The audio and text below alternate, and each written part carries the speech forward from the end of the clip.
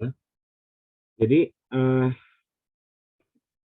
pendahulunya sudah kita bicara tentang statistika non parametrik ya, tapi sekarang kita coba, apa namanya, bahas mengenai uji-uji yang akan kita pelajari sebagai bahan kelas nantinya, gitu ya. Nah, jadi apa namanya, di awal kita bicara tentang statistika deskriptif dan statistika inferensial gitu ya. Nah, kemudian dalam statistika inferensial itu, dimaknakan sebagai satu uji statistik yang, tidak hanya menghitung saja, tetapi juga memberikan makna dari hasil hitungan yang sudah teman-teman buat gitu ya. Jadi, apa namanya, eee, ya tidak hanya angka saja, tetapi juga membuktikan. Nah, itu biasanya diawali dengan, yang namanya penetapan hipotesis atau dugaan sementara gitu ya. Jadi, apa namanya, kalau kita ingin menguji satu isu tertentu, satu masalah tertentu dengan menggunakan pendekatan numerikal atau pendekatan statistik, tentunya juga Anda harus menggunakan statistika non parametrik gitu ya. Nah, statistika inferensial ini dibagi dua, ada yang parametriknya, ada yang non parametriknya. Kalau yang parametriknya seperti Anda di awal menghitung apa namanya standar deviasi, menghitung varian, menghitung kovarian, menghitung mean, menghitung modus dan lain-lain. Tanpa memberikan makna dari hitungan tadi. Tetapi kalau kita bicara inferensial, tentunya harus juga memberikan makna dari hitungan-hitungan tadi. Untuk sampai kepada pembuktian bahwa hitungan Anda itu sesuai dengan harapan Anda, nah, itu diawali dengan yang namanya penetapan hipotesis atau dugaan sementara terhadap apa yang akan Anda maknakan atau apa yang akan Anda inferensikan gitu ya. Jadi diawali dengan hal tersebut. Dean, kalau Pak Fedri masuk kasih tahu saya ya. Baik, Pak. Ya, jadi kita mulai saja ke dalam statistika non parametrik. Jadi di dalam slide ini ada 4 jenis tes gitu ya yang akan kita bahas. Kalau keburu ya semuanya, kalau enggak ya kita lanjutkan di pertemuan berikutnya atau di pertemuan tambahan seperti yang saya bilang tadi untuk teman-teman. Ya, kita mulai saja ke pertemuan yang pertama, uji yang pertama gitu. Kita bicara tentang sign test. Sign test ini nama juga sign test ya, jadi kita bicara tentang uji tanda gitu atau tes tanda. Tanda apa yang akan kita pakai? Di sini disebutkan hanya tanda plus dan minus. Ya, jadi dari apa yang dari judul ini kita akan mencoba membahas mengenai uji statistik dengan cara atau uji yang paling sederhana. Ya. Apa itu sign test? Ya, jadi tadi balik lagi tanda gitu uji. Nah, kalau kita balik lagi ke cerita awal saya tadi bahwa dalam satu pengujian statistik yang sifatnya inferensial, tentunya Anda harus apa namanya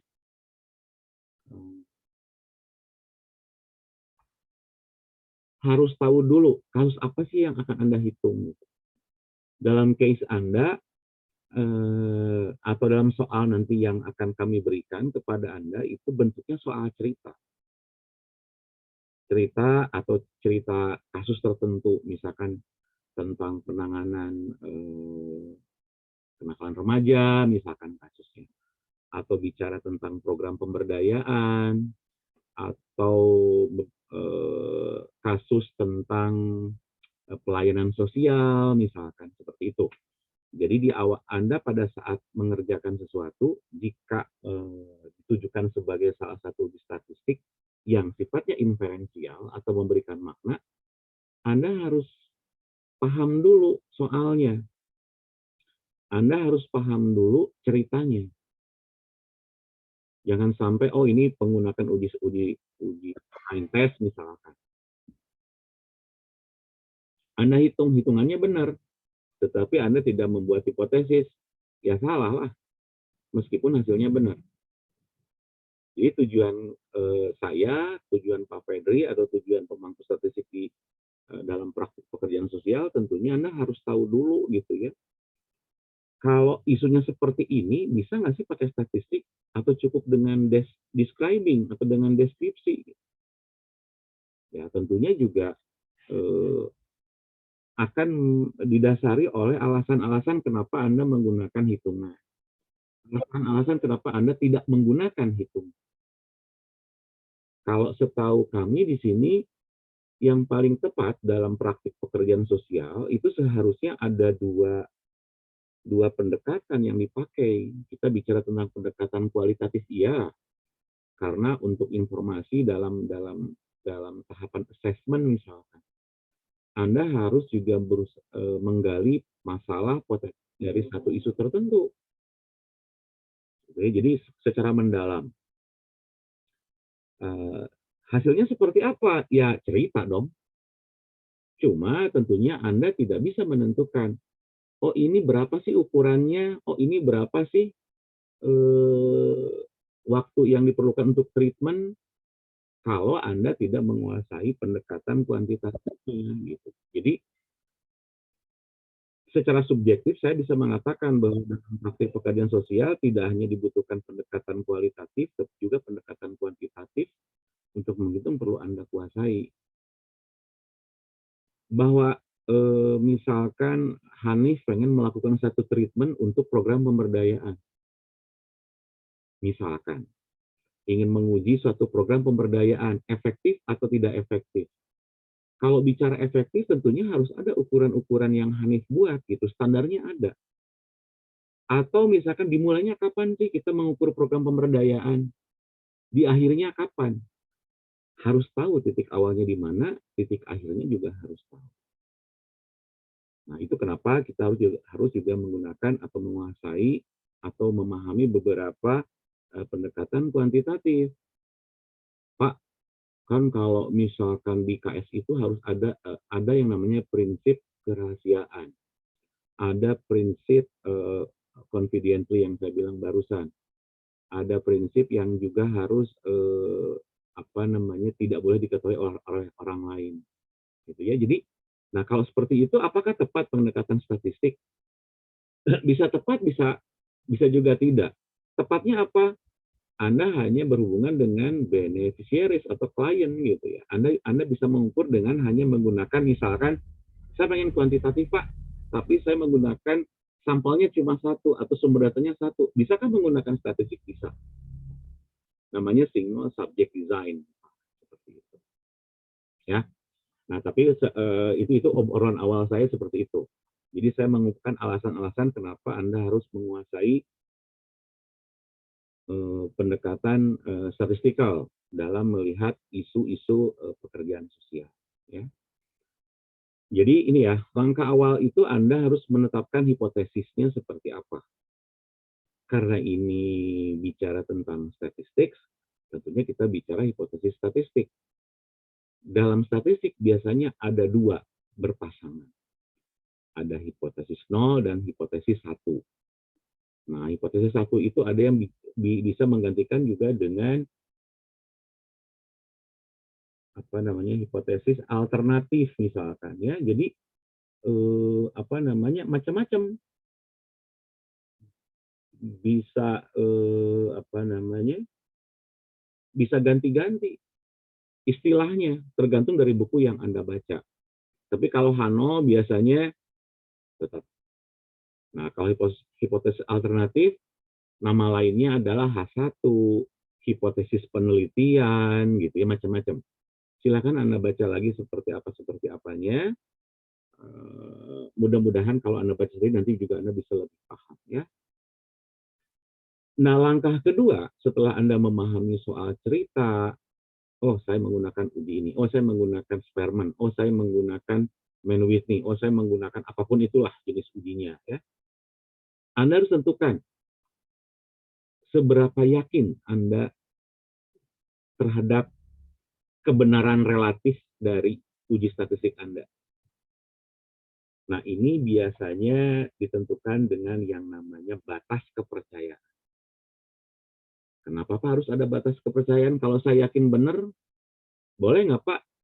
Namanya juga ilmu. Kebenarannya relatif. Jadi Anda harus menentukan batas kepercayaan untuk kebenaran dari hitungan Anda itu berapa persen sih? Nah, dalam untuk ilmu sosial, biasanya tingkat kebenarannya antara 90% sampai 95% untuk ilmu sosial. Pak, kok bisa seperti itu? Nah, kalau Anda balik lagi ke belakang, ya, terkait dengan skala data. Dan ada yang came up nggak, Dan? Tolong tunjuk siapa satu.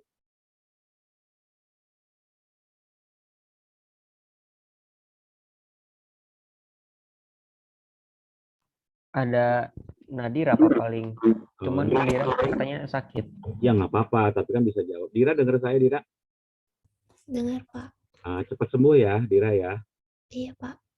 Dira bisa sebutin, Dira, skala data itu apa saja yang perlu Anda pahami? Ada 4 skala tuh, itu nggak apa aja?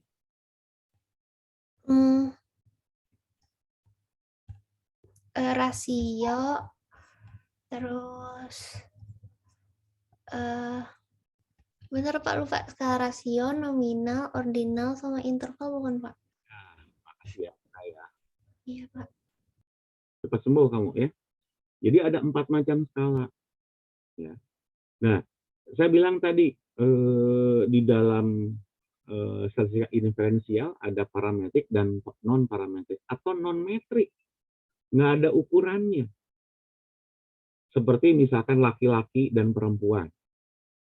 Kan hanya bisa dibedakan dalam skala nominal. Non metrik bukan ukuran. Tingkat pendidikan, hobi, pendapat, ya, kemudian agama misal. Itu kan nggak ada ukurannya. Non metrik, makanya non parametrik disebutnya. Nggak ada ukurannya. Tapi bisa nggak kita menggunakan skala data yang sifatnya seperti tadi digunakan dalam uji statistik? Bisa. Makanya digunakan statistika non parametrik ini, ya. Nah, balik lagi kepada batas kepercayaan, karena tadi ya, nggak mungkin Anda harus benar 100%. Karena kalau 1 tambah 1 pasti 2 secara matematis, gitu ya. Tapi kalau misalkan kalau misalkan jarak, saya sebut merek nggak apa-apa ya. Ada 3 jenis kopi gitu. Ada jenis kopi, ada Starbucks, ada kopi kenangan, ada kopi kapal api yang saset gitu ya. Yang paling enak kata Zahra yang mana? Kopi kenangan sih Pak, kalau dari saya pribadi. Oke, kalau dari Hafni, yang paling enak yang mana, Hafni? Sama Pak. Oke, jadi ada kopi kenangan. Tapi kalau saya lebih suka Starbucks misalkan ya, jadi kan beda pendapat nih ya, beda pendapat. Nah, katakanlah, tapi kalau dari yang paling, artinya dari Zahra, dari Hafni, kita sepakat bahwa kopi kapal api misalkan itu yang enak sih, tapi standar yang paling di bawah gitu ya, misalkan seperti itu. Katakanlah kita memberikan skor untuk kopi kopi kapal api itu katakanlah 4, kemudian kopi kenangan itu 8, gitu ya. Starbucks itu 6 misalnya. Jadi 4, kemudian 6 dan 8. Ya, kopi kenangan. Jadi Hafni dan Zahra suka nih kopi kenangan gitu. Memberikan penilaiannya 8. Ya. Saya lebih suka kopi kapal api misalkan. Murah tapi enak. Starbucks enggak, padahal enggak juga kapal api misalkan gitu ya. Bisa nggak saya mengatakan kalau saya menggunakan 2 saset kapal api sama dengan 1 cup kopi kenangan? Boleh nggak saya mengatakan itu? Kan nilainya 8, kapal api 4 nih.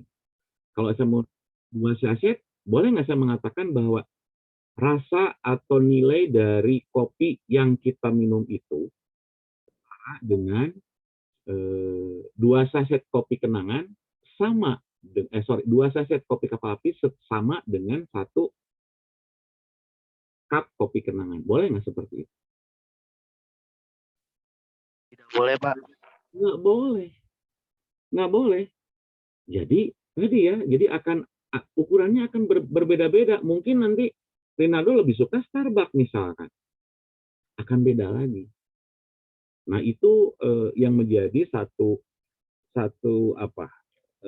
kebutuhan dalam pendekatan kuantitatif terkait dengan persepsi terhadap sesuatu, ya. Nah, batas kepercayaan itu makanya antara 90% dan 95%. Pak, gimana kalau kedokteran, gimana kalau ilmu eksakta? Nah, itu harus 100% benar. Kalau kedokteran kan urusannya dengan nyawa gitu ya. Saya mah yakin 99% udah cukup tinggi, yang 1% kena, banyak yang mati, kan nggak boleh. Tapi kalau ilmu sosial ada toleransinya, sebesar 5%. Nah, kalau kita balik lagi ke awal, yang namanya toleransi itu kita bicara tentang simpangan.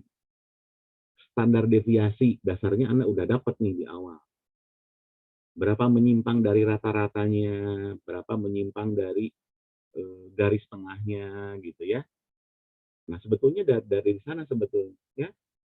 Nah, katakanlah batas kepercayaan, kita bicara tentang tingkat signifikansi, tingkat kepercayaan, batas kebermaknaan. Jadi signifikansi, kepercayaan, memaknakan gitu ya. Ini merupakan satu konsep yang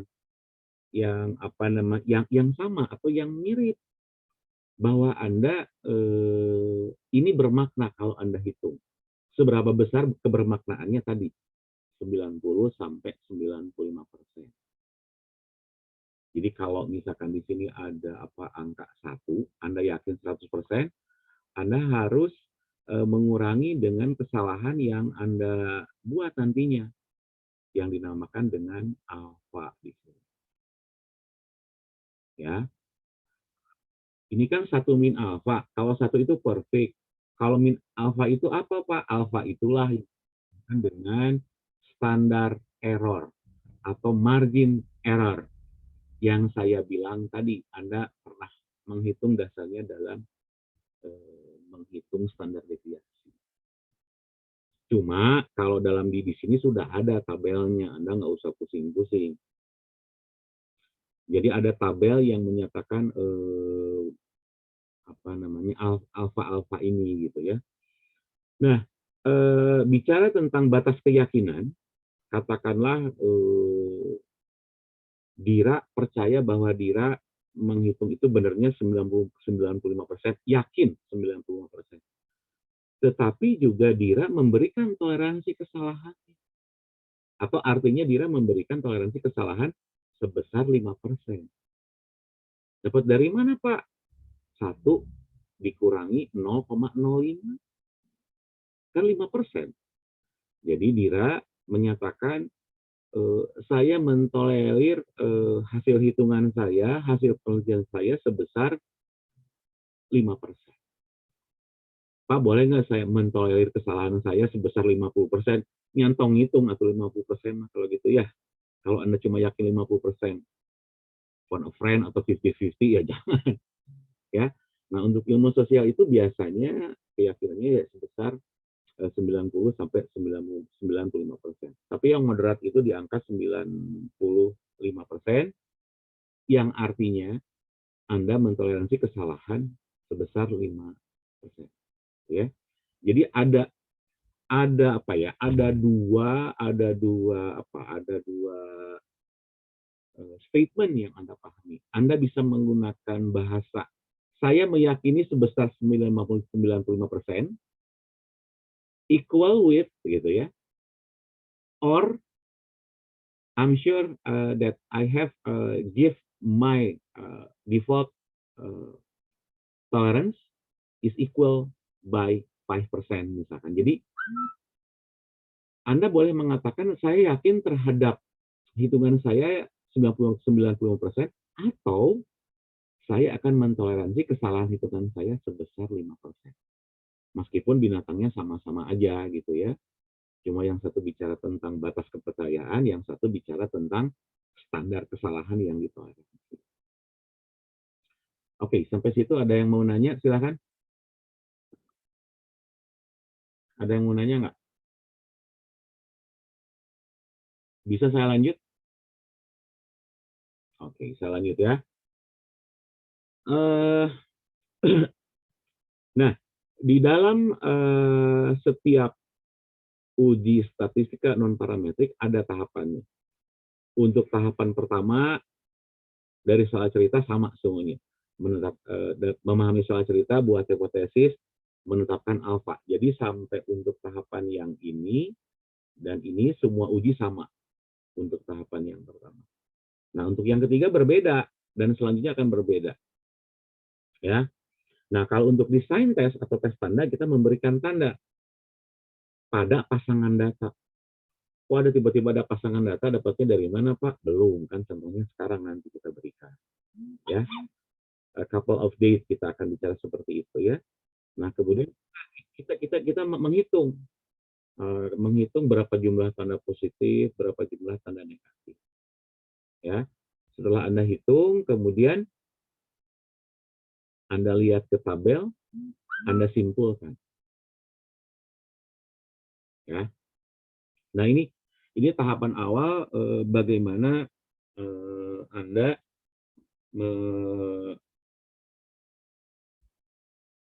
melakukan satu uji statistik, ya. Oke, ya. Saya lanjut. Nah, ini kira-kira seperti ini, ya. Kalau kita buat apa namanya? Ini namanya DFD. DFD itu orang-orang IT yang tapi ya nggak apa-apa lah, sama aja lah. Pertama, Anda baca soal cerita, bikin H0, memasangkan data, memberikan tanda. Nah, ini di sini. Apakah sampelnya lebih kecil dari 30? Emang bisa, Pak? Bisa kalau ilmu sosial. Bisa kalau non-parametrik sampelnya kurang dari 30.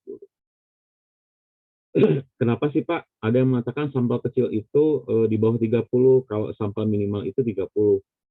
Ada dalam konsep statistik, saya bicara yang gampang aja, kita mah orang KS ya, bukan bicara orang statistik atau orang ekonomi atau orang kedokteran. Kita bicara yang namanya teori CLT atau Central Limit Theorem. Teori Central Limit. Jadi teori Central Limit mengatakan bahwa sampel 30 itu sebaran datanya sudah mendekati distribusi normal. Gitu ya. Jadi sebetulnya dari sana asal-usul kenapa ada sampel lebih kecil atau sama dengan 30. Jadi jangan asal ada kata orang tes juga 30 minimal. Nah juga ada teori yang mengatakan bahwa Central Limit Theorem sebagai basis untuk menentukan bahwa satu kelompok data yang kita ukur itu berdistribusi normal sehingga layak untuk diuji, ya seperti itu. Nah, kemudian ada R, ada N. Apa itu R dan N? Ya belum. Ya.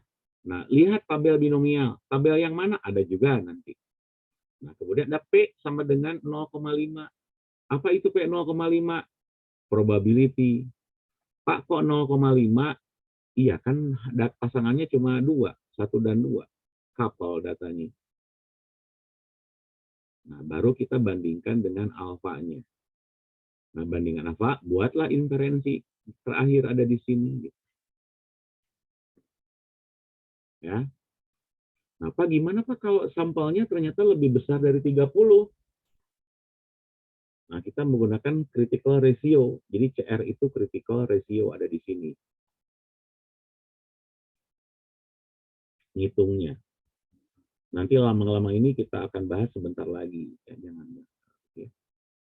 Oke, kita lihat di sini. Ini saya soal ceritanya akan saya ceritakan aja kepada Anda ya. eh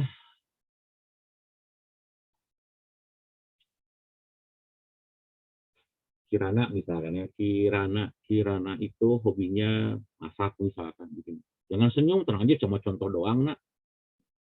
Ya, jadi misalkan gini, ada karena sekarang sudah pasca pandemi gitu ya, ini bintang bolak-balik wae tadi ya kenal,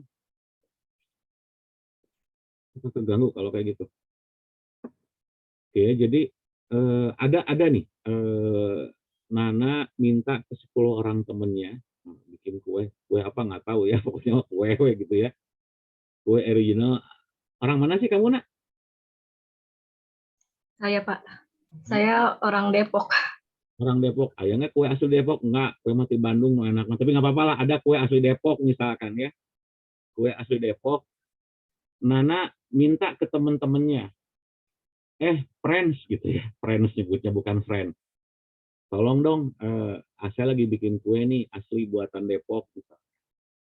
Karena saya pengen usaha mau dimasukin ke marketplace misalkan, apapun itulah. Kasih skor 1 sampai 10. Jadi Nana ngasih ke 10 orang temennya. Tolong kasih penilaian 1 sampai 10 dari kue yang Nana buat. Nah, teman-teman yang 10 ini ternyata ngasih nilai nih.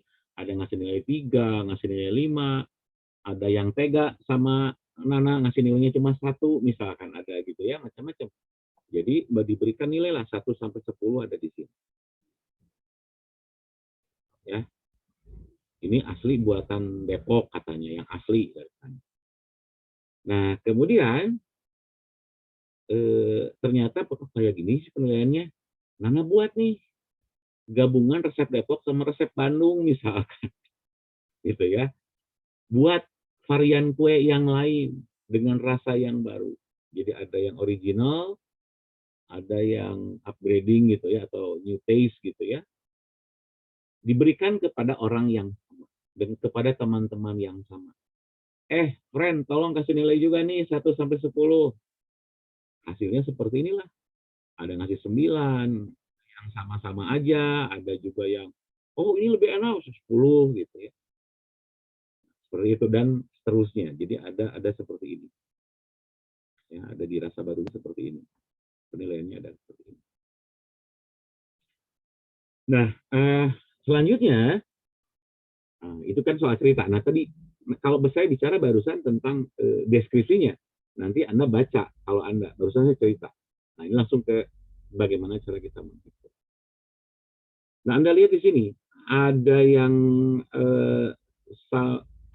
ngasih positif, ada yang ngasih negatif, ada juga yang sama-sama aja sih rasanya. Nah, yang ngasih rasanya sama saja di 0 di sini, ini didapatkan dari perolehan 5 kurangi 5. 0. Nggak ada perubahan, tetap. Ya. Ali, dari 3 ke 9. Masih positif. Ini juga sama, kemudian Doni juga sama. Farid, saya lebih suka asli, rasa asli, nggak mau yang ini. Ngasih nilainya 4. Kasih tanda negatif. Paham sampai situ ya? Jadi jadi hanya mengasih tanda positif negatif gitu doang. 0 gitu aja ya. Nah, dari sini yang tidak memberikan tanda atau yang 0 nggak kita pakai. Tidak kita anggap sebagai sampel. Jadi dari ke 10 orang teman ini hanya 8 yang kita pakai.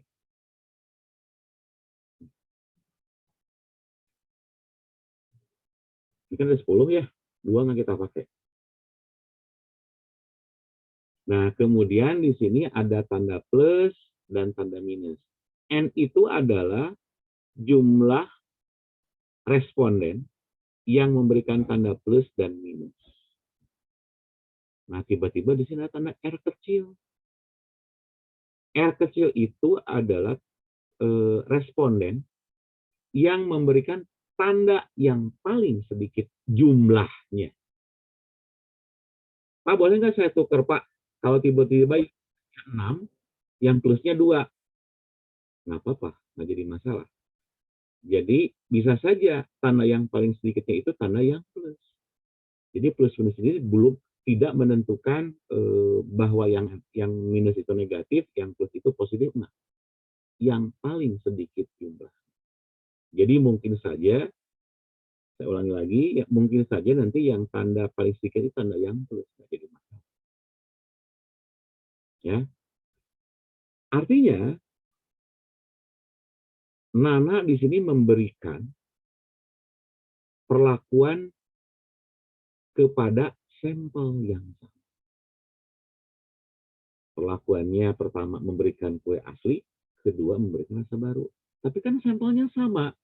Om Ali sampai Om Joko di sini gitu ya. Sama-sama aja.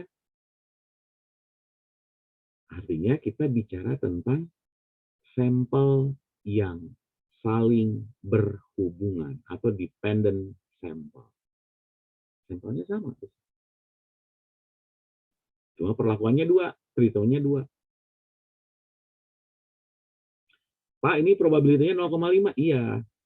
Kan tadi Nana pengen tahu. Nah, di sini H0-nya, penetapkan H0 di sini sekarang. P-nya 0,5, artinya sama. Dikatakan bahwa kue rasa asli sama saja dengan kue rasa baru. Kue rasa baru lebih enak dibandingkan dengan rasa asli. Gitu ya. Makanya tandanya kan lebih besar, probabilitasnya ada di sini. Pak, gimana kalau saya pengen tahu yang satu sama saja, yang satu berbeda? Tandanya akan kita ganti di sini, bukan lagi lebih besar, tapi menggunakan sama dengan dicoret. Hati-hati. Di non-parametrik, heavy-nya Anda harus belajar logikanya, memahami ceritanya seperti apa. Ya. Jadi, kalau kita bicara seperti ini, H0-nya adalah rasa asli dengan rasa baru sama saja. H1-nya rasa baru lebih enak dibandingkan dengan rasa asli. Oke, sampai situ ada yang mau nanya? Silakan. Silakan, ada yang mau nanya?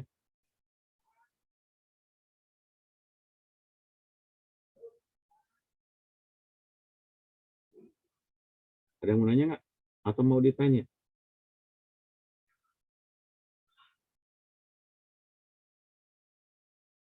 Bentar nih, Pak Freddy, kontak ke saya. Bentar, silakan.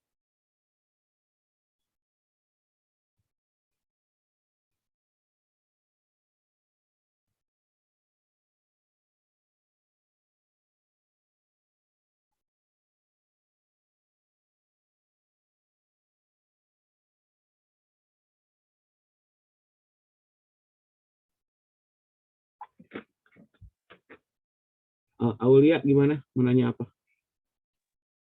Saya mau tanya mengenai yang tadi Pak, yang tidak sama dengan itu, boleh dijelasin ulang nggak Pak? Yang Ya. mengenai tadi logika. Oke, ya gini ya. Jadi kalau misalkan Aulia, kan gini, tadi Nana bicaranya gini, dia bikin dua jenis kue, yang satu rasa asli dan rasa baru, gitu ya. Kan kemungkinannya ada dua. Kalau di cerita tadi, sama saja rasanya yang sama dengan ini, atau lebih enak. Sebentar Pak Fredrik kontak. Halo Bang. Mana Bang? Lagi online. Nggak apa-apa Abang. Nyantai aja lah. Udah. Aman. Gimana Bang?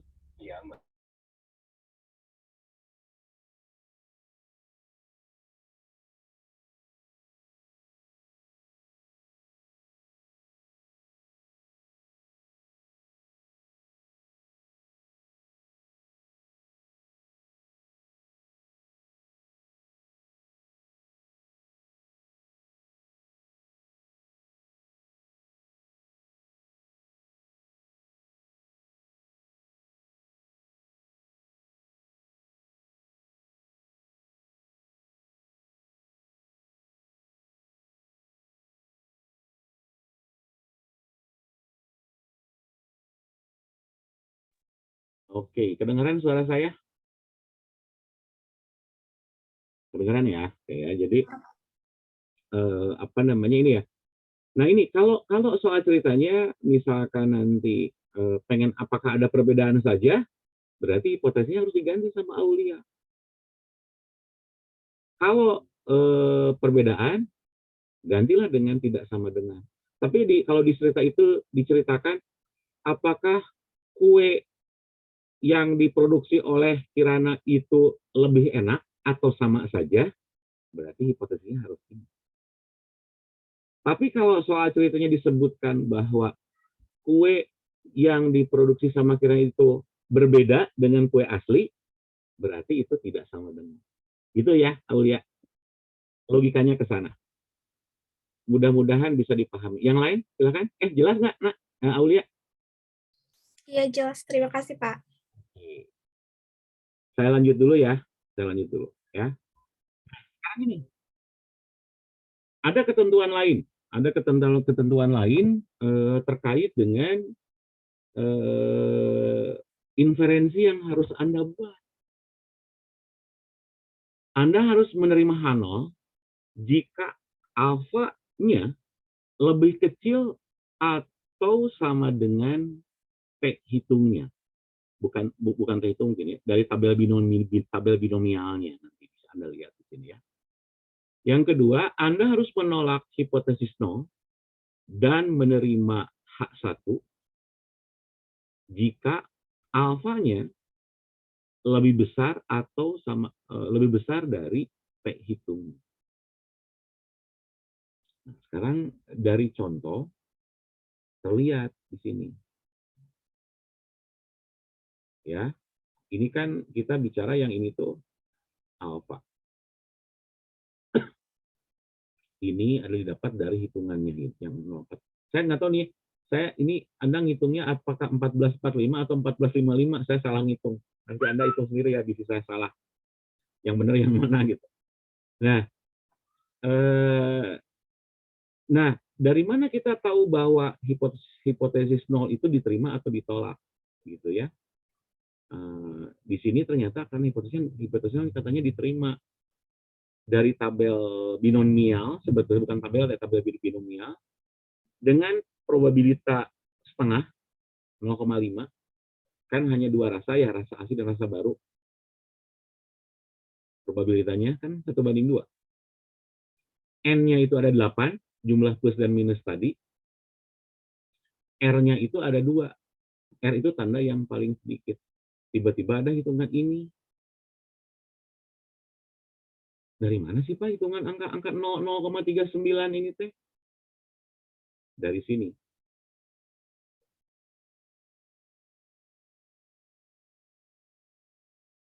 Ini dari tabel binomial. N-nya kita pakai di sini yang 8. Ada di sini 8. Pak, kalau R yang mana? R itu ini. Penggantinya digantinya sama X kalau di sini. Penggantinya X di sini, jadi ada yang nulisnya R, ada yang nulisnya juga X. Ya. Nah, N-nya 8. Kita pakai N-nya sama dengan 8 di sini. Ada 0, ada 1, ada 2. Nah, ini kita pakai yang ini. Dari mana ini? Angkanya ada di sini. Nih, angka ini yang kita pakai, kita jumlahkan yang tadi. Cuma ini kan tadi bukan 0,004, tapi 0,039 kalau di saya. Cuma saya bulatkan. Ini saya dapat dari tabel yang lain, menggunakan 4 angka di belakang koma. Ini 3 angka di belakang koma. 0,031 dapat dari mana? Dari sini. Duanya saya hilangin. Ini menjadi 0,04, ini 0,031, yang ini 0,109. Ada di sini. Kita jumlahkanlah yang ini. Kalau jumlahnya lebih besar dari alfanya atau 0,05, artinya nih, H0-nya harus diterima. Artinya kalau H0 diterima, Inferensinya adalah kue yang diproduksi oleh Bre Kirana Zain yang katanya buatan Depok, gitu ya. Apa namanya? Tidak ada perbedaan baik itu rasa asli maupun rasa yang baru. Itu kesimpulannya, kebermaknaannya. Sampai situ ada yang mau nanya?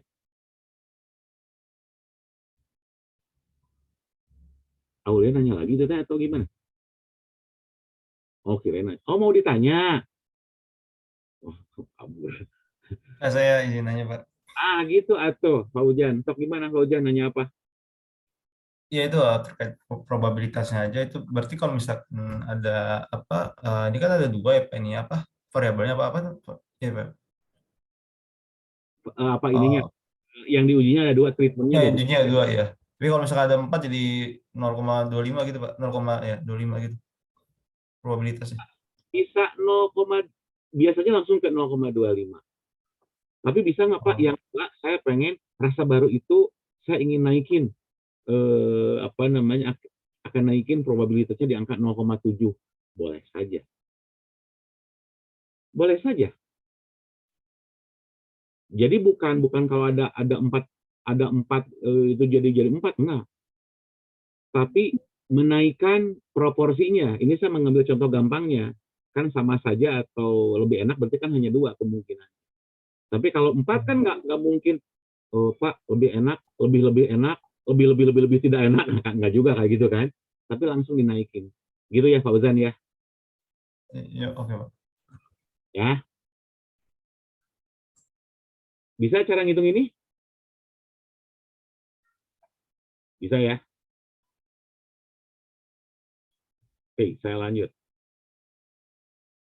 Nah, gimana Pak kalau sampelnya besar? Kalau lebih dari 30, nah ini biasanya hanya sampai 30, saya lupa ini langsung N8, saya ngambil contoh di N8 aja contohnya tabelnya gitu ya, saya nggak ambil yang 30. Nah, gimana kalau misalkan kita nggak punya tabel? Anda pakai ini. CR itu critical ratio gitu ya, singkatan dari critical ratio. Kalau tadi ada R kecil, di sini ada R besar. Kalau R kecil itu tanda yang paling sedikit, R besar itu tanda yang jumlahnya paling banyak. Ya, ngitungnya gampang. Cuma kalau logikanya nggak masuk, Anda pusing sendiri gitu. Ya, R kecil itu tanda yang paling sedikit, R besar itu tanda yang paling banyak. Kalau N, tetap jumlah tanda positif dan tanda negatifnya.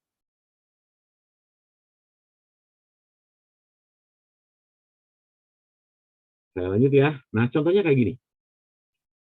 Dengan soal cerita yang sama, misalnya dengan soal cerita yang sama tadi ada kue rasa asli dan rasa baru, misalkan kayak gitu. Saya pengen ngambil 35 orang. Soal ceritanya sama dengan yang tadi.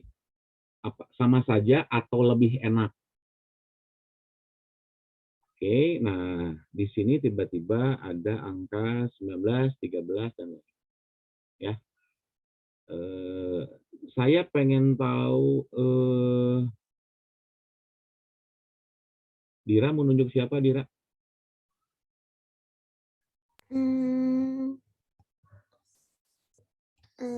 Absen 8 deh Pak. Soalnya jam 8. Absen 8? Karena jam 8 katanya. Itu bagus. Saya Pak. Mana raise hand? Ini. Ya. Nah, gitu Astri. Astri deui kenal lagi. Jika nama nanti saya hafal tiap pertemuan Astri. Dia tanya ke saya terus nanti. Ya. Angka 32 ini dari mana Astri? Angka 32 itu dari dikurang 3, Pak. Iya, dari mana dapatnya? Hipotesis 0 ya? Bukan, nggak ada urusan sama hipotesis. Dari 1. Dari 35 kurang 3, Bapak. Nah, ya 35 teh apa? 35T jumlah orangnya. Yang 3 itu artinya apa? 3 itu artinya eh 1. 0 ya Pak. 0 ya Pak. Nah, jumlah nolnya. Jadi orang yang tidak memberikan pendapat dikasih angka 0 ada 3 orang. Tenang tuh jawabnya udah gorok teriak-teriak kamu teh. Deg-degan loh Pak. Kasih Pak. Nanti siap-siap ya, Astri nunjuk siapa ya. Oke ya, jadi CR ini kita hitung. Tanda yang paling banyaknya disebutkan di sini 19, sehingga R besarnya itu 19 ada di sini. Ya. Jadi angka ini dapatnya dari sini, gitu ya. Kalau 32 itu dapatnya dari ini pengurangan, ya. Ada di sini. Nah, kemudian didapatlah apa namanya hitungan yang seperti 2 kali 19 dikurangi 32 dapat ceritanya seperti ini. Pak, kalau tabel binomial kan nggak ada. Gimana saya dapatnya untuk pemahaman yang 1,061?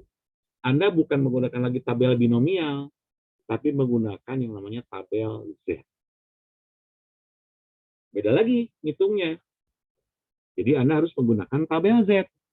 Bukan tabel binomial lagi, atau tabel T lagi, tapi menggunakan tabel Z. Karena N-nya lebih besar dari 30. Berandai-andai bahwa margin error-nya sama 0,05. Dari tabel Z, ini diperoleh angka 1,64. Atau ini 1 min alfanya berarti 95%. Gitu ya, 95% gitu nih. Ya, ya. 90%. Ya. Ketentuannya adalah jika Anda harus menerima H0 jika nilai CR-nya itu lebih kecil atau sama dengan 1,64. Tolak H0 dan terima 1 jika nilai CR-nya lebih besar dari 1,64. Gitu ya. Tadi kan di sini CR-nya 1,061. Artinya lebih kecil dari 1,64. Artinya H0-nya diterima atau ditolak? Astri, nunjuk siapa? NPM 27 aja Pak. 27 mana 27? 27, raise hand. Saya Pak. Oke, Suci. Jadi H0-nya diterima atau ditolak? Tadi kan Iya Pak. Pertanyaannya tolong diulang Pak. pertanyaannya tolong diulang. Ini kan CR-nya 1,01. Alfanya tadi dapat dihitung dari tabel Z 1,64. Artinya H0-nya diterima atau ditolak? Suci.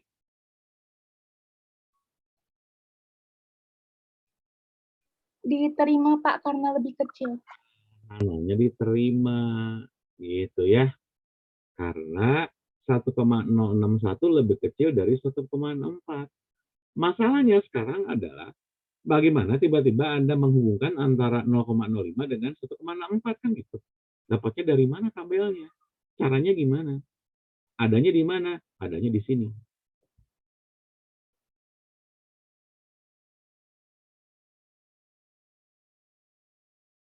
Ya. Nah, saya ingin bagaimana cara Anda memperoleh angka 1,4 dengan alfa 0,05. Lihat di sini ya. Anda harus paham, nanti kalau misalkan nggak paham, nggak bisa Anda membuat satu inferensi. Asraf, dengar suara saya? Iya, Pak. Oh, iya, ya, dengar. Asraf, tadi alfanya berapa? Maaf, apanya, Pak? Alfanya berapa? 0,05, Pak. 0,5. Probabilitasnya berapa? Aduh, lupa, Pak. Jadi Suci, berapa Suci? Tadi tuh Suci. P-nya berapa? 0,5. 0,5. Asraf, ayo mah kamu teh. Makanya kamu ngalamun barusan. Jadi probabilitasnya 0,5 yang Fauzan tanya tadi bagi 4 gimana Pak? Kan? Jadi 0,25 enggak juga, yang bisa aja 0,7, 0,3, 0,2 bisa aja kayak gitu ya. Nah, sekarang kita lihat di sini. Alfanya 0,05, kemudian probabilitasnya 0,5. Artinya Anda mentolerir kesalahan berapa persen? Suci, nunjuk siapa? Suci, nunjuk.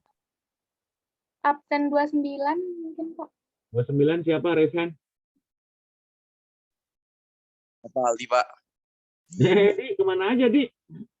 Ada, Pak. Dari tadi mantengin, Pak. Mantengin. Nggak kelihatan mukanya, nggak mau saya, mah. Ada, Pak. Saya 2 device, soalnya komputernya nge-lag. Oh, nge-lag, ya. Di, tadi P-nya 0,5. Alfanya 0,05. Jadi Anda mentolerir kesalahan berapa persen, Di? 5%, Pak. Artinya dari probabilitas itu Anda mentolerir kesalahan 5% kan ya? Pak, betul, Pak. Jadi artinya 0,5. Oh, ini saya tanya ini kita sebelum dikurangi 0,05. Berapa? Bisa dihitung sama teman-teman? 0,5 dikurangi 0,5 berapa? 0,45, Pak. 0,45.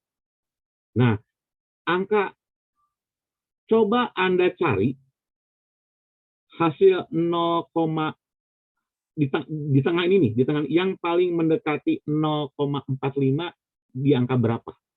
Tapi di bawah 0,45 ya, minimal sama. Angka berapa? Yang paling mendekati 0,45 yang mana?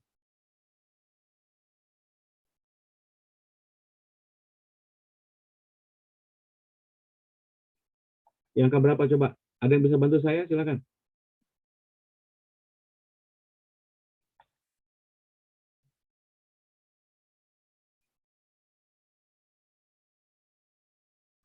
Yang bantu saya? Di, tunjuk siapa, Di? Nggak jawab, Di. Nunjuk sekarang 31, Pak. 831. 31, mana 31? Raise hand. Hadir Pak. Oke, Nabila. Ya. Yang paling mendekati pengurangan 0,5 dikurangi 0,05. Angka berapa? Di tengah ini. Ada di yang 0,4495. Oke, 0,4495. Bagus jawabannya. 0,4495 di sini. Anda lihat di sini. Ya. Yang paling mendekati kan 0,4505-nya lebih. Yang ini lebih jauh kan gitu ya. Di bawahnya lebih jauh lagi. Ya. Nah, Anda lihat kalau Anda tarik garis ke kiri dari sini, ini angkanya 1,6. Anda tarik ke atas ke sini, 0,04. 1,64. Dapatnya dari sana. Oke? Paham sampai situ? Atau mau nanya? Kalau nggak nanya, saya yang nanya ke Anda nih.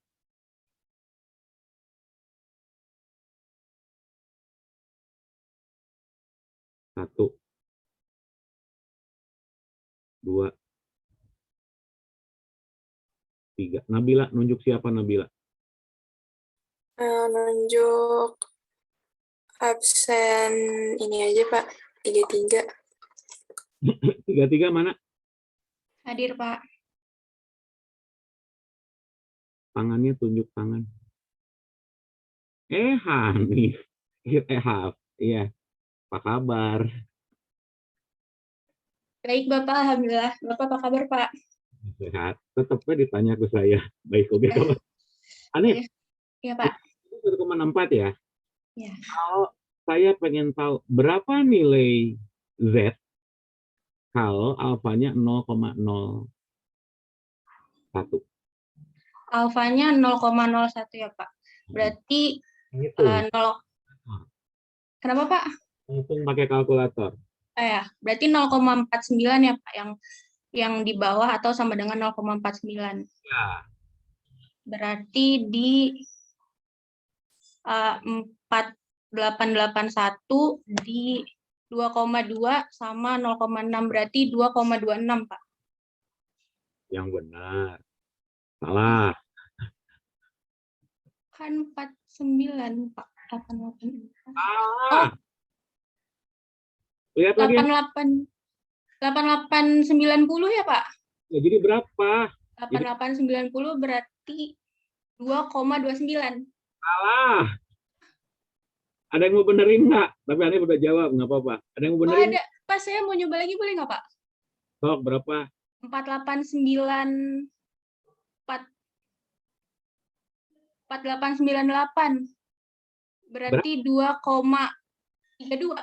Nah, 2,32 yang benernya. Tahu. Susah, Pak, burem soalnya mata saya. Oke. Hanif mau nunjuk siapa sekarang? Oh, boleh nunjuk ya, Pak? Boleh. 835, absensi 35 aja, Pak. 35. Resen. 35 siapa? Vi, berapa Vi? Absen 35 siapa Vi?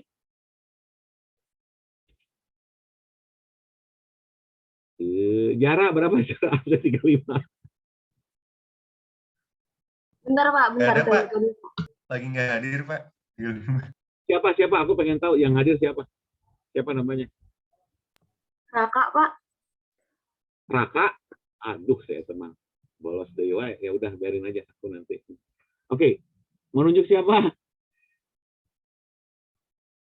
Hanif, mau nunjuk siapa? Ya udah lanjutannya, Pak, NPM 36. 36 siapa 36? Setelah Raka siapa? Jara, sebutin Jara. Siapa setelah Raka? Afni, Pak. Afni, Bapak. Hafni? Bukan Hanif ya? Mana Hafni? Mana Hafni? Yang nggak hadir, nggak apa-apa, saya record aja kan. Ada Raka, ada Hafni ya, nomor 36.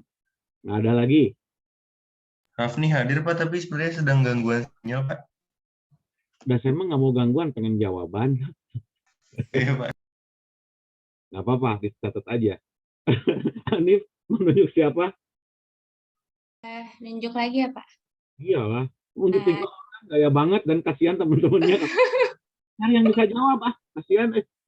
Iya, yang ada aja deh, yang ada absen random aja nggak apa-apa ya, Pak? Ya, bebas, gimana kamu aja. Udah. Absen berapa ya? 37 tambah 5. Absen 42 ada nggak 42? Oh, ada. Siapa 42, Resen? Saya, Pak. Mana? Ada nih, Pak. Gary. Oh, Gary. Gary, tadi kan ditanya ya, saya pengen tahu Gary, berapa nilai Z untuk kalau alfanya 0,1? Gampang nih. Mana, Pak? Bentar, Pak. Apa, Pak, tadi? Apa Pak? Tadi kan sudah. Kalau alfanya 0,1, berapa nilai Z-nya? Sebentar, Pak. Hitung dulu, Pak. Nggak usah dihitung, lu cuma dilihat doang.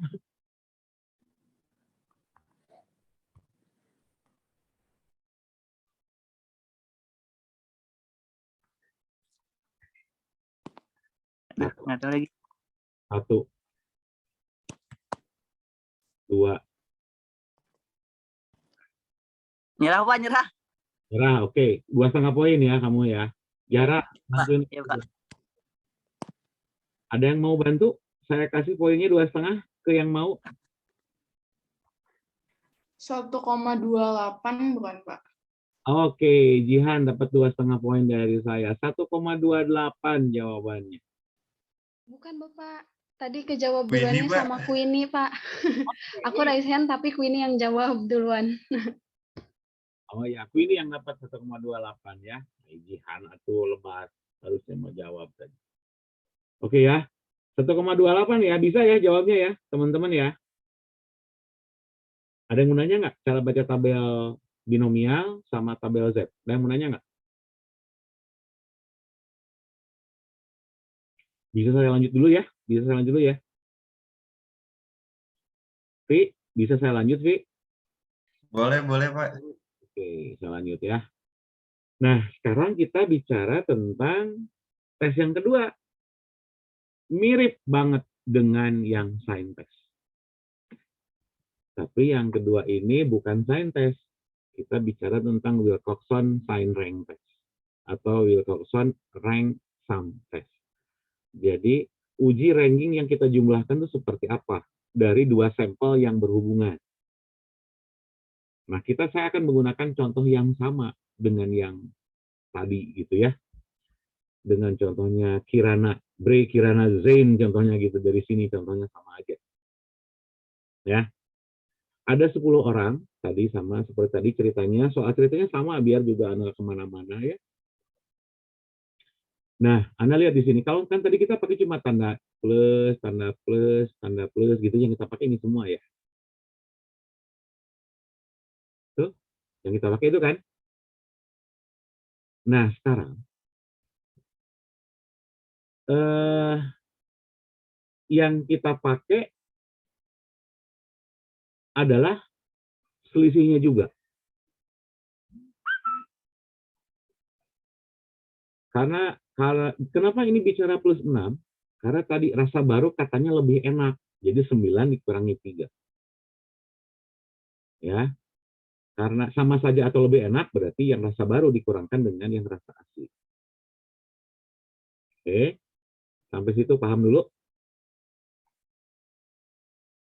Bisa ya? Paham ya sampai situ ya? Atau mau nanya dulu? Paham? Saya lanjut ya? Saya lanjut ya? Bisa ya? Nah, lebih enak 9 kurangi 3, 6. Berdasarkan H0 tadi, sama saja atau lebih enak. Jadi yang rasa baru dikurangi rasa asli. Nah, kemudian badar lainnya 0, sama N-nya nggak kita pakai. Ya. Sorry, ini ada tanda minus di sini. Ada tanda minus di sini, saya lupa. Ya, ada tanda minus di sini. Karena kita menggunakan sign rank test, ya, kita akan menggunakan yang rank-nya yang ini. Menggunakan rank ini. Dari rank ini, tanpa memperdulikan plus dan minusnya, ya, kita akan meranking. Anda lihat di sini. Dari selisih ini, yang paling kecil itu adalah ada di angka 1. Betul? Ya. Halo? Iya. Betul, Pak. Nah, angka 1 nih yang paling kecil. Jadi kita beri ranking yang pertama di sini, yang paling kecil.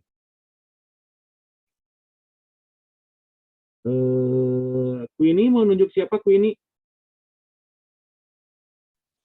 Absen 43 ada nggak ya, Pak? Absen 43 mana, Cina? Absen 43? Untuk absen 43 nggak ada, Pak. Siapa namanya? Emang nggak ada, Pak. Waktu itu orangnya keluar di awal masuk. Orangnya keluar. Hah? Sendiri, Pak, maksudnya. Ini nunjuk siapa, Queenie?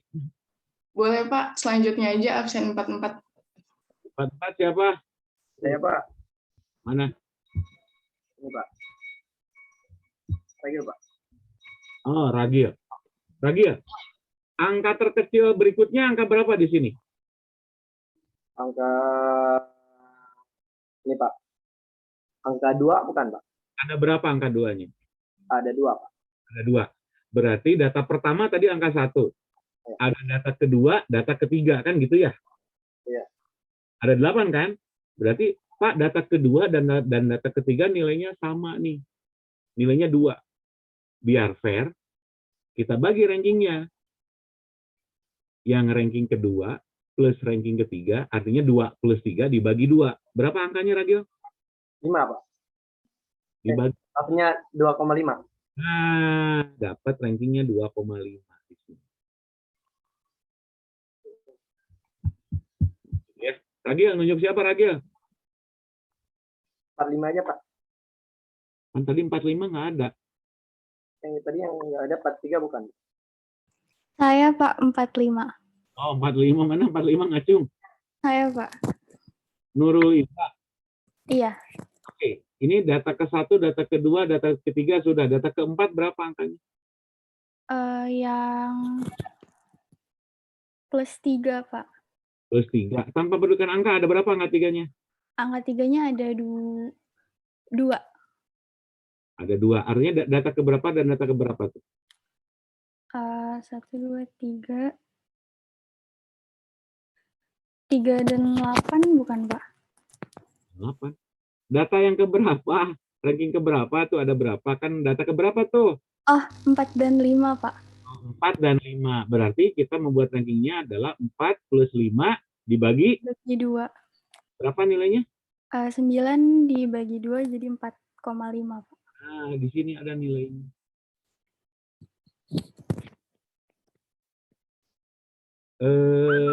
Jarak, terusin jarak. Data kelima berapa? Data keenam berapa? Bentar, Pak.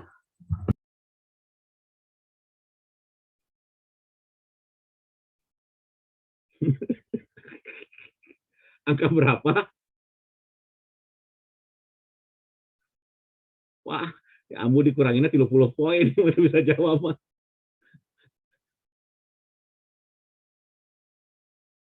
Cepet, 4, Pak. Nah, 4. Bapak maaf. Oke, 4 ya. Ketujuh, Asraf berapa? Pengen tahu, konsentrasi aja. 5, Pak. 5. Yang ke-8, nunjuk siapa kamu? Nurul, nunjuk siapa Nurul?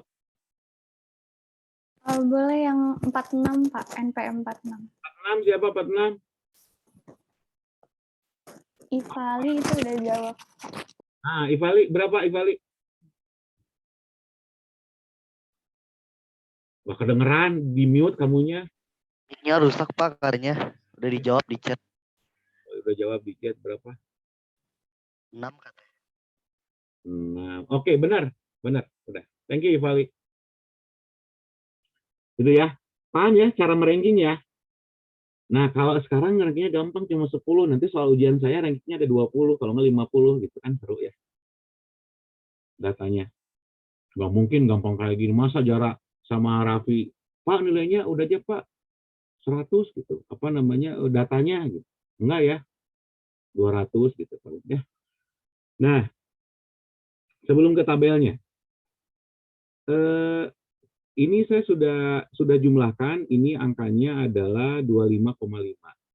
25,5. Aduh, butuh pisan tulisan saya ini, sorry-nya pakai mouse. Nah, ini 10,5. Nah, yang kita pakai tanpa menuliskan angka, kita menggunakan untuk dibandingkan dengan tabel itu angka yang paling kecil. Jadi nilai K atau nilai W, nilai T yang paling kecil, yang 10,5 kita jumlahkan di sini, ya. Nah, 10,5 artinya kita lihat di sini. Alfanya tadi 0,05 di alfanya 0,05 ada di sini. N-nya ada berapa? N-nya ada 8 kan ya? Betul? N-nya ada 8. Nah, berarti di sini ada angkanya di angka 3. Jadi T hitung ternyata lebih kecil dibandingkan dengan T hitung lebih besar dibandingkan dengan T tabelnya yang 10,5 di sini. Artinya H0-nya diterima gitu ya. Nah, kan sama aja datanya dengan data yang ini, data yang sebelumnya sama dengan ini. Jadi H0-nya diterima. Karena lebih kecil nilainya di sini. Ya. Bisa? Bisa ya? Bisa ya, ini saya nggak usah, nanti saya kasih aja slide-nya ke Anda biar Anda dapat tabelnya. Langkahnya sudah ada.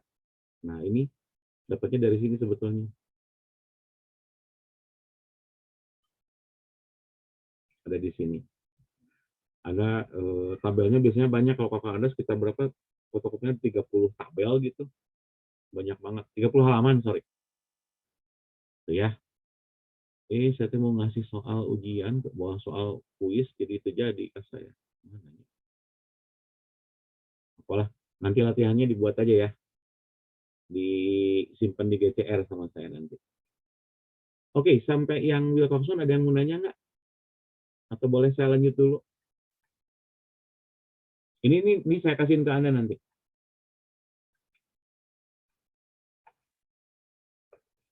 Ada yang mau nanya nggak? Silakan.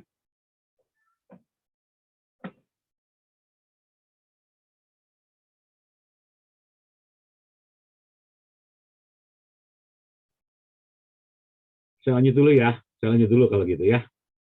Nanti untuk latihannya saya kasih di GCR. Kalau nggak saya kasih kabar ke Abah dan Ambunya ya.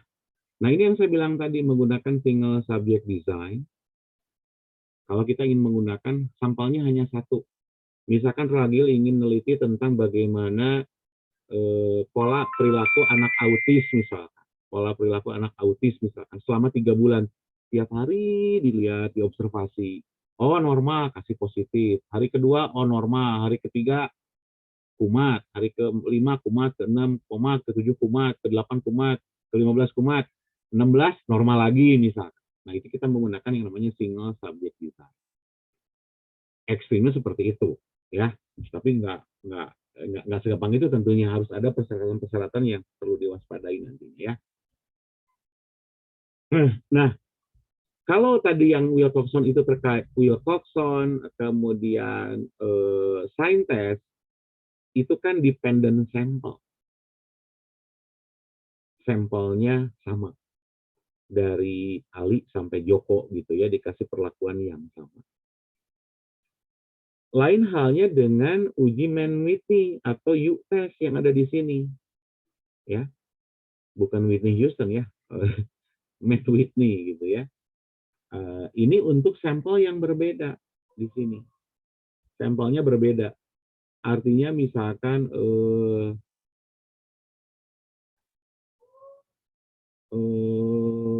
mana sih? Ini sejarahnya nanti Anda baca aja, saya langsung perhitungannya aja biar Anda nggak pusing. Contohnya kayak gini.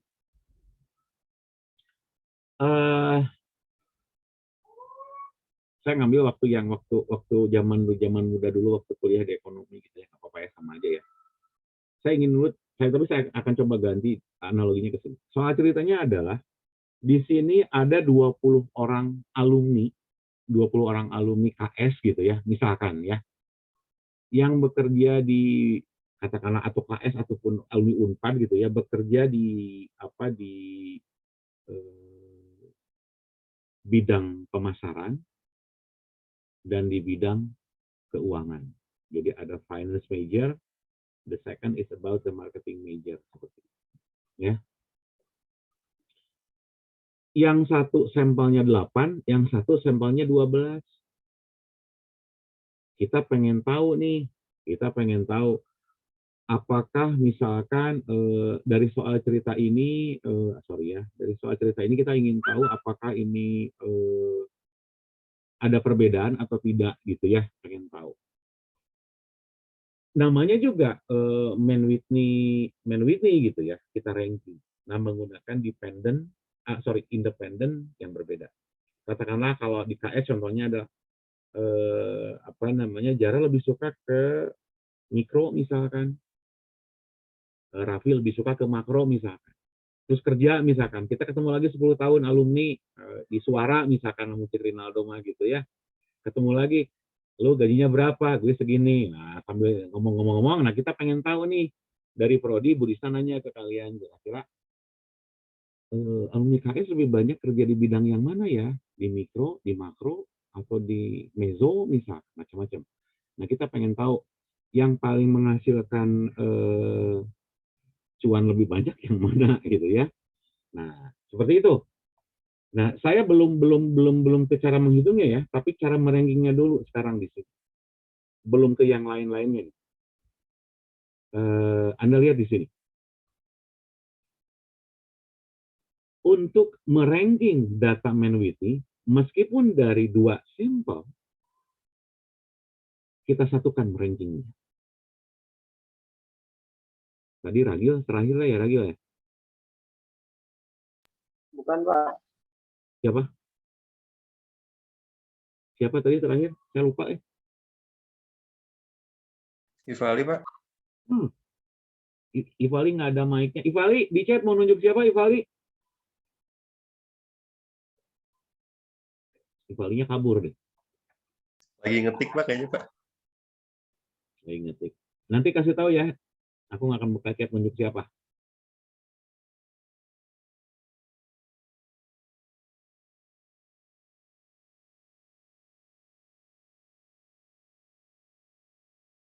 Raffi, kamu lagi di mana, Vi? Lagi di kos, Pak. Jatinangor? Iya, Pak. Jara juga Nangor? Iya, Pak. Dok, kemarin kemana, Dok? Oh, itu iya, kali udah. Absen 01 siapa 01? Jihan, mana Jihan? Saya, Jihan, Pak. Jihan mau. Oh, Jihan, nggak apa-apa Jihan lah. Jihan, Iya, ini Pak. ada 2 nih. Ini bicara tentang ini kalau di luar sana titik itu kali 1000 ya, 224.000 per tahun penghasilan per tahun ya. Data yang paling kecil berapa di sini? Yang mana? Ditunjukkan oleh dari yang mana? Yang 168.000, Pak. Yang ini ya. Yang Ya. J, iya. Yang kedua ada di mana? Yang kedua ada di 173.000. Yang S. Yang ketiga ada di? Ketiga ada di 178.000 yang B, Pak. Oke. Ini lonjak ke sini kan rankingnya. Meskipun yang ini sampelnya ada di untuk yang ke-1 dan kedua ada di finance major, untuk yang ketiga ada di marketing major. Jadi bisa loncat cara merankingnya. Gitu ya. Oke.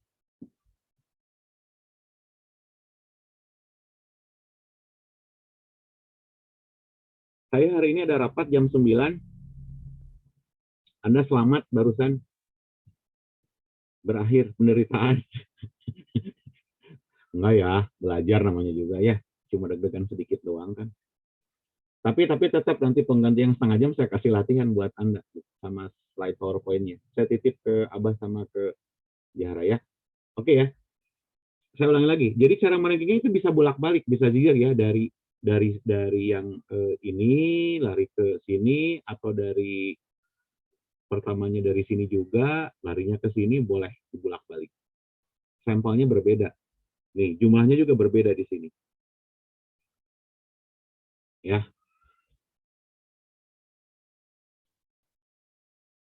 Oke, nanti saya rekamannya atau PowerPoint-nya buat Anda nih? Dua-duanya Pak,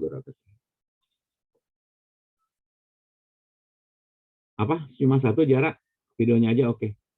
Dua-duanya, Pak. Dua-duanya, Bapak. Keduanya, Pak, keduanya. Wah. Oh, kirain ya Pak satu gitu.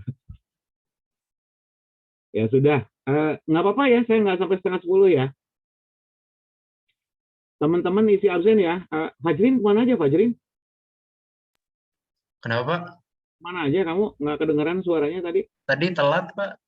Jadi menyimak dulu aja. Menyimak.